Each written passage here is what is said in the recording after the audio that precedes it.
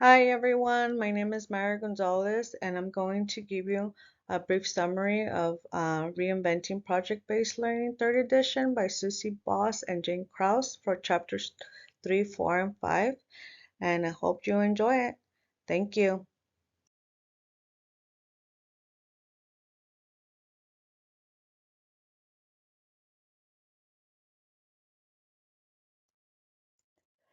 Chapter 3, Imagine the Possibilities. It explains what are the big ideas to implement PBL programs that support the evaluation of their projects among all grade levels. It talks about topic, understanding and identify concepts and process, questions and discussions, technology tools, collaboration, brainstorming, audience. Many traditional schools or public schools like in Gwinnett County, Georgia, work through the Lanier cluster which implements PBL programs to support the evaluation of the projects from elementary to middle school and middle school to high school. Building a foundation is primary. Neither teachers nor students need to have the necessary skills to achieve a great outcome on their first project. First, students must understand and identify the concepts and process before working on projects. Teachers and students need to develop topics that connect readers' interest. When the topic is chosen, students will ask driven questions that will branch into essential subjects of discussions. An interesting topic for readers will be supported by ideas on the expanding or a project with real purpose, an authentic product, and interest. Topics for projects can be from everyday situations, fun, engaging, and non-gender age groups. Some of the PBL programs that are based and support um, the teachers and students projects are TWIST, Teamwork with Innovative Skills and Technology, TED, Teacher and Evaluation and Development. And these other group are mainly for male students. There's not that many for girl students. Also, they're trying to emphasize more groups that will attract females into these type of projects. So for right now, the projects are mainly for male students. The one is CDAT, Center for Design and Technology, STEM, Science, Engineering, and Mathematics. Um, but once the topic is in place, a technology website that it's easy to manage, like Wiki, must be created. The website will allow users to plan and execute projects, content individuals, or in group collaboration. Users can add and edit content from any location with a computer and internet connection. Global collaboration involves participants from schools, businesses, labs, and agencies. Collaboration with speakers is an excellent resource because they can share an overview of their work routine. Once the collaboration is in place, brainstorming with colleagues, peers, and community members will allow them to expand their ideas, re- reflections, and projects accomplishments. They are concepts that students will connect and improve on, like writing and filming, which will develop their critical thinking. And before filming, educators and students must research filming protocols so they don't have future regulation problems. Finally, when the project is shared with the intended audience, the project will continue to get better with other technology tools. Some of the standards that PBL programs need to follow are like the International Society for Technology and Education standards, Common Core State standards, Next Generation Science standards, framework framework for social studies. My next point on chapter 3, it will be reward and digital age skills, and it talks about the Bloom's taxonomy. Um, it is a guide for project-based learning. It supports students' projects by expanding their thinking skills from a lower to a higher order. The lower order um, is remember, understand, and apply. They are important as a higher order, but they want the students to emphasize more of the higher order, which are analyze, evaluate, and create. Analyze examines, explains, investigates, characterizes, classifies, compares, deduces, differentiates, discriminates, illustrates, and prioritizes. Evaluate makes judgments, selects, decides, justifies, verifies, improves, defend, debate, convince, recommend, assess. And create, it adapts, anticipates, combines, compose, invent, design, imagine, model, purpose, theory, formulates. And the other part it discusses is that a gauge 21st century learning skills research on literature, review workforce trends, interview educators and other related groups. Digital age literacy are based on science, economic, and technology literacies, visuals and information liter literacies, multicultural literacies, and global awareness. The second one is inventive thinking, which is managing complexity, self-direction, curiosity, creativity, and risk-taking, and high-order thinking. The second, the third, sorry, is effective communication, is teaming collaboration and interpersonal skills, personal, social, and civic responsibilities, interactive, and communication.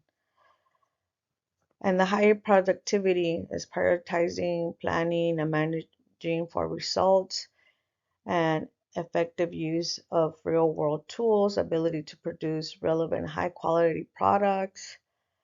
And for the partnership for the 21st century learning, it has that, one, learning and thinking skills, which are critical thinking, problem solving, communication, creativity, collaboration, and information, and media literacy.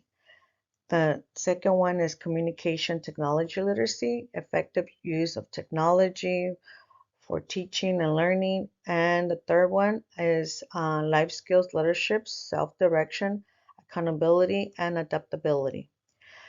Some of the 7 professional role students will encounter in the digital world are like empower learning, digital citizen, knowledge constructor, innovative designer, computational thinker, creative communicator, and global communicator. Another thing, chapter 3 talks about a lot is the digital tools to teach and learn the essential functions of PBL, like research, visible, express, and creative ideas, collaboration, project management, reflection and elaboration, educational resources. Um, by doing all these, like research, it expands the learning with experts on the specific subject or topic. It examines and interpret resources and raw data to organize their thoughts on the subject and filter unnecessary information to represent new understanding. Visible, expressed, and creative ideas. Students will transfer mental and collective data to visual ideas with technology tools like Zoho Creator, using multimedia graphics, sounds, and photos, videos, and more. In collaboration, technology tools that serve the engagement of individuals from different global destinations like chat rooms and Skype. Project management supports students in organizing and managing their project, sharing them with their project community at the same time continuing to expand their projects with new resources. Another thing that it helps the students is reflection and literation. That this encourages students to intend members to reflect on this project's content and to continue to make improvements and revisions to the projects. And last but not least, educational resources. The students can access shared resources like textbooks, curriculum, personal learning options, and other courses. Now we're heading to chapter 4, strategies for discovering. This chapter talks about how we need to review our project through, you know, selective topics, review the project constantly, and collaborate with others not only with your group that you're working with, but maybe other people or audiences or community group members that have actually worked on this project or topic will be very helpful. So they want you to be selective when choosing a good quality project. They want you to review your project with other design plans or other communities that have worked on these topics. And this will help, students decide on the plan to make a critical consumer. For collaborate in group activities will help you and students see others' interests and practices. You could either see the negative and the positive, and vice versa. You could also get negative or positive feedback. And it also explains how to overcome pitfalls um, from with time, resources, thematic learning, multiple steps, and script, early assessments, authentic and real world events. For research potential projects with time to avoid pitfalls that may waste your and your students' time. A project plan can't be lengthy or limit students' learning because the project will fall short and not accomplish anything. Students need to learn from the project's content and expand their knowledge instead of reading references presented in other materials. And students' real world projects must be authentic to actual events with high quality content, authentic tasks, projects, and audiences. You don't want to have biases or just sound like a cookie cutter, like you just been grabbing information and pasting it or putting it into your project. Um, the other thing is beware of technology resources that will not challenge students and develop critical thinking. Have students use their knowledge of the topic and other resources like textbooks, speakers, and other primary resources. When students rely on finding most of the resources from technology, they limit their learning and honest data and then doesn't make them explore or use much of their critical thinking. For thematic learning is learning and teaching, structured teaching that will connect students through experiences and research of various branches of their topic project. Avoid repetitive common topic projects for students because projects that are utilized year after year are not interdisciplinary, collaborative, or rigorous. They do not expand students' knowledge. Students will gain more opportunities to expand their understanding of projects and add more activities that connect to the topic so they can explore the subject. If they are learning about the ocean, students can research and learn about oceanic animals, fishermen, and different weather encounters. Avoid multiple step and script project plans. As students might achieve similar results to their peers, these projects limit critical decisions making. And for authentic and real world events, PBL assessments must be given at the beginning or early in the project process to determine whether your students' knowledge falls and what adjustments you need to make to the plan or to the project plan to avoid these pitfalls when you're almost done with your project. Another item that chapter 4 discusses is critical thinking methods like compare and contrast. This is for community safety, predict potential marketing and share, understanding causal relationships like collect the data to identify real life factors, determine how parts relate to the whole systems, like in general or more broad. Compare your project factors to similar factors. What is it that your project has that they have? How can you make it better? How can you involve maybe or connect with their project, and so it doesn't sound very repetitive or like you just copy and paste. Um, Look at a change over time recommendations for future enhancements based on historical findings. You don't have to just rely on early resources. You could also go and find resources that have you know,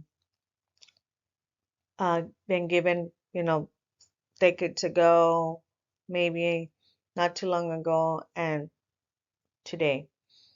Identify patterns or trends, grabs and data on a spreadsheet to conclude what needs to change for a positive outcome. So when you put those patterns or trends in a data or use the graphs, it tells you, how many things have changed either in a positive way or in a negative way. Examine perspective and alternate points of view. Use information or data from other resources to obtain bias and facts to support your controversies of concern. Um, Also make well-founded judgment or informed decision based on research data and student surveys. Both criteria are used to propose changes to a problem. You could find other ways to make judgments or inform your decision. Yeah, besides, surveys, maybe you want to just do a small ballot where they pick and choose, what are their interests, what is it that they don't like, what is it that the points that you're informing, um, what is it that the students or other community members want to learn from this topic. Um, the extrapolate to create something new is using the adverse effect to develop projects with positive outcomes. This would, once you put everything in together, everything that you have compare and contrast and overviewed will most likely give you a positive effect to your project. So think about always using critical thinking methods when you're building a project. Now this is chapter 5, making essential assessments meaningful for projects. You have the summative assessment, formative assessment, and authentic assessment in PBL. Um, this carries from one to the other in order for you to get an authentic assessment in PBL. An authentic assessment in PBL during the progress and process of students' projects, students will ask the first questions about their topic and project. Um, they're going to do their investigate data, connect their findings, ask more questions to get higher standards answers, and they will get standard answers and continue searching and gathering data. This will continue building up on their project, and uh, this will sequence their events in a more essential way. Uh, this sequence of events is essential for assessing students' progress and achievements in the final project. Assessments of all of the progress and final projects are more complex and giving students multiple choice or true or false questions. Authentic assessments are becoming part of districts and community members, parents, educators, and students are noticing actually good positive results when they are um, using these assessments. One of the assessments, which is summative assessment, is uh, learning or teaching students current skills and dispositions, revisiting the areas of need, how much students have improved on those skills. The assessment takes planning through students' performance, evidence, objectives, and activities. Students' assessments can be evaluated by other colleagues or people familiar to the topic and have real-life experiences. Another idea for challenging real-life assessments is to get feedback from the public by entering or publishing the project. The other assessment is the formative assessment. This is not a formalized assessment. Teachers must give assessments throughout the project process to guide students side by side and ensure that they meet and they are meeting their learning goals and established for the project by making adjustments and reflecting at the moment of need. Some of the things that you want to uh, put together once you have an assessment is assessment options and tools, which are brainstorming, a checklist, a coffee talk, concept maps, exit slips, interest inventory, portfolios, project logs, review protocols, and this will help you come up with the other ways of using assessments, just not only in paper or something that you give to students for them to fill out. On chapter 5, we also learn about rubrics, planning with a timeline, and critical feedback. For rubrics, you need to project specific rubrics, and this will be uh, part of every single project in order for you to know if your students are meeting standards and their goals. The content of a project-specific rubric and skills must be aligned with grade level standards, expectations, and core values. For building a rubric, it must include 3 to 5 criteria that evaluates 3 to 5 levels of performance or growth. Introducing rubric to students, parents, and colleagues who are involved in the project. And this is beneficial so they understand that the categories and performance standards described for this project. Uh, the other one is project assignment and performance task. They must reflect standards and align with learning goals. Assignments and tasks can be projected using a blend of new and old data and analysis, or students can create a new learn experience project. For planning with the timeline, um, we'll move the project process on time, allowing the gathering of all resources at the needed time and completing the project on time. The timeline must include milestones, um, informal check-ins, and reflections. For milestones, just support the managing of the activities by phases, such as making corrections, redirections, reteaching, or changing the learning style. For check-ins, just it helps students analyze work collaboration, discuss the learning skills and knowledge process. They have conversations for understanding and reviews research methods and dispositions. And for reflections, this allows students to practice self-assessment so they learn their strengths and weaknesses. Students will understand the project's learning goals by working alone or in collaboration. As far as feedback, um, always take all the feedback, positive or negative. This will help with improvements, um, revisions, continue improvements and revisions can be done throughout your whole project at any time.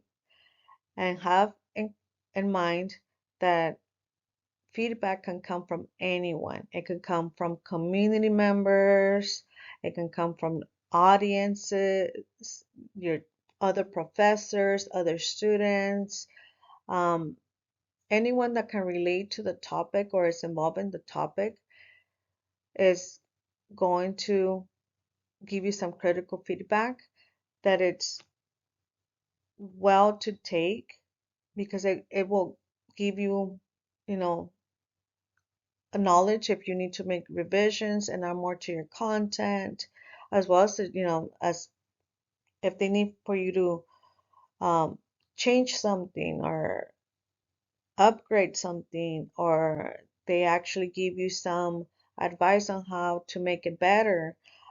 Anything, any feedback is good feedback. So this is what my project summary was based on. I hope you enjoy it. I hope you guys have good end of this course. Thank you for listening.